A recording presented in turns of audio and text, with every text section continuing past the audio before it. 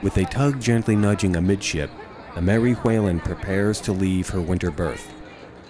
On deck are supporters of Portside, New York, a non-profit organization formed by this woman, Carlina Salguero. In 2006, Salguero, a graduate of Yale, bought the Mary Whalen, saving it from the scrapyard.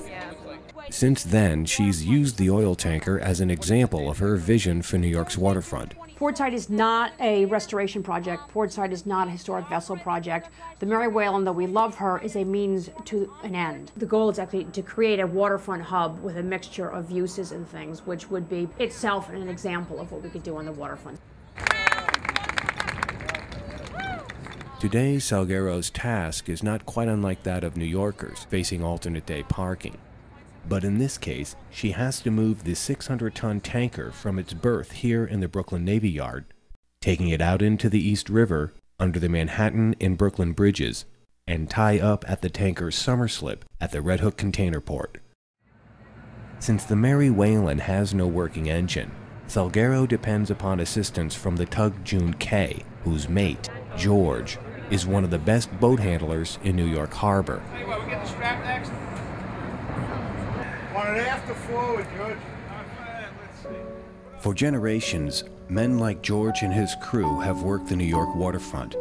So for them, today is no different. But commercial tows cost thousands of dollars, money which Portside, New York does not have.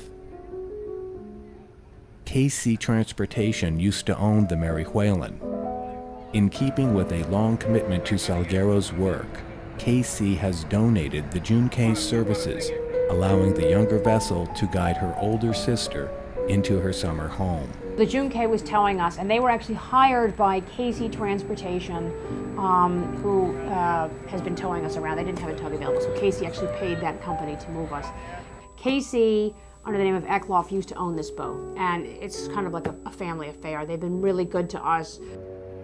George delicately rocks the June K back and forth, allowing his crew to tension the lines.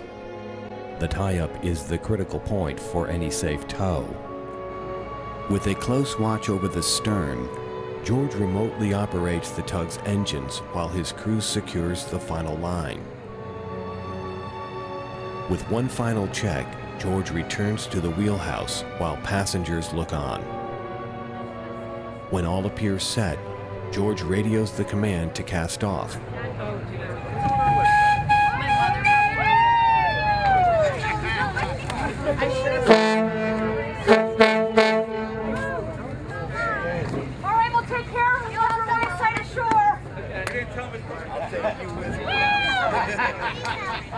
Okay.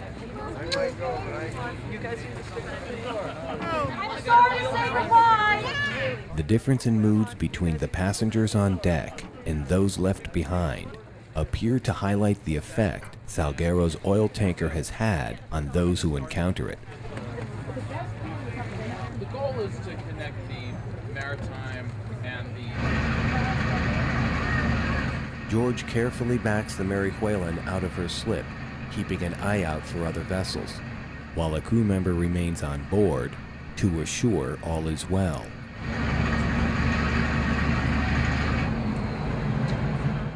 Guests aboard the Mary Whalen position themselves for a waterfront view as both vessels edge out of the Brooklyn Navy Yard.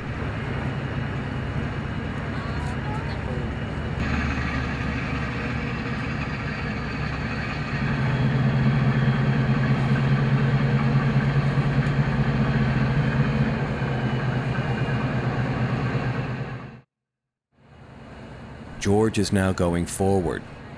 Portside's Goodwill Ambassador is now underway in the open waters of New York Harbor.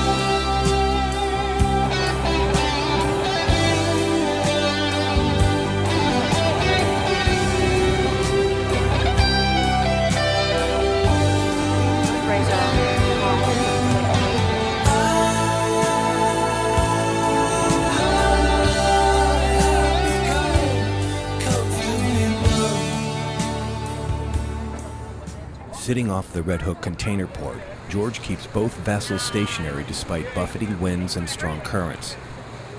The final turn is the most difficult part of the tow. George must take the wind, prevailing currents, and even the tide into account when bringing the 170-foot tanker to the Red Hook Pier. So the second fastest currents in New York Harbor are the Buttermilk Channel, which is right at the end of this pier. So that when he's coming down with the current like this, and then to come into this slip, he has to turn it 90 degrees to it. He has to take into account the current. And this is where boats are very different from bicycles, cars, or scooters, or whatever on land. And the thing with boats is the surface that they're on actually is, and so you can have slippage and go. So you always have to take the wind and the current and the tide into account. George completes the critical turn, coaxing the June K's powerful engines to stop the Mary Whalen on a dime. This is boat handling at its finest. Although some of the Whalen's guests appear oblivious to this fact, preoccupied as they are with the emergence of Lulu, a cat that lives deep in the bowels of the Mary Whalen.